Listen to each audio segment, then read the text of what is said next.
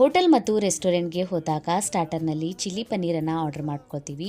ಮನೆಯಲ್ಲಿ ಸುಲಭವಾಗಿ ಟೇಸ್ಟಿಯಾದಂಥ ಚಿಲ್ಲಿ ಪನ್ನೀರನ್ನು ಈ ರೀತಿಯಲ್ಲಿ ಮಾಡ್ಕೊಳ್ಳಿ. ಪನ್ನೀರ್ಗೆ ಉಪ್ಪು, ಬ್ಲ್ಯಾಕ್ ಪೆಪ್ಪರ್ ಮತ್ತು ಕಾರ್ನ್ಫ್ಲವರನ್ನು ಹಾಕಿ ಮಿಕ್ಸ್ ಮಾಡ್ಕೊಳ್ಳಿ. ಆಮೇಲೆ ಇದಕ್ಕೆ ನೀರನ್ನು ಹಾಕ್ಕೊಂಡ್ಬಿಟ್ಟು ಮತ್ತೆ ಕಾರ್ನ್ಫ್ಲವರನ್ನು ಹಾಕಿ ಈ ಥರ ಕೋಟ್ ಮಾಡ್ಕೊಳ್ಳಿ. ಎಣ್ಣೆಯನ್ನು ಸರಿಯಾಗಿ ಬಿಸಿ ಮಾಡ್ಕೊಂಡ್ಬಿಟ್ಟು ಪನ್ನೀರನ್ನು ಹಾಕಿ ಒಂದೆರಡು ನಿಮಿಷ ಫ್ರೈ ಮಾಡಿ ತೆಕ್ಕೊಳ್ಳಿ. ಈಗ ಚಿಲ್ಲಿ ಸಾಸ್ ಮಾಡೋದಕ್ಕೆ ಪ್ಯಾನ್ಗೆ ಎಣ್ಣೆ, ಶುಂಠಿ, ಬೆಳ್ಳುಳ್ಳಿಯನ್ನು ಸಣ್ಣ ಕಟ್ ಮಾಡಿ ಹಾಕ್ಕೊಂಡಿದ್ದೀನಿ. ಇದಕ್ಕೆ ಈಗ ಬಿಸಿ ನೀರು, ಚಿಲ್ಲಿ ಸಾಸ್, ಸೋಯಾ ಸಾಸ್, ವಿನೆಗರನ್ನು ಹಾಕ್ಕೊಳ್ಳಿ. ಸಣ್ಣ ಕಟ್ ಮಾಡ್ಕೊಂಡಿರುವಂಥ ಹಸಿಮೆಣಸಿನ್ಕಾಯಿನ ಹಾಕ್ಕೊಂಡ್ಬಿಟ್ಟು ಮಿಕ್ಸ್ ಮಾಡ್ಕೊಂಡಿದ್ದೀನಿ. ಬ್ಲ್ಯಾಕ್ ಪೆಪ್ಪರ್ ಪೌಡರ್, ಉಪ್ಪನ್ನು ಹಾಕ್ಕೊಳ್ಳಿ.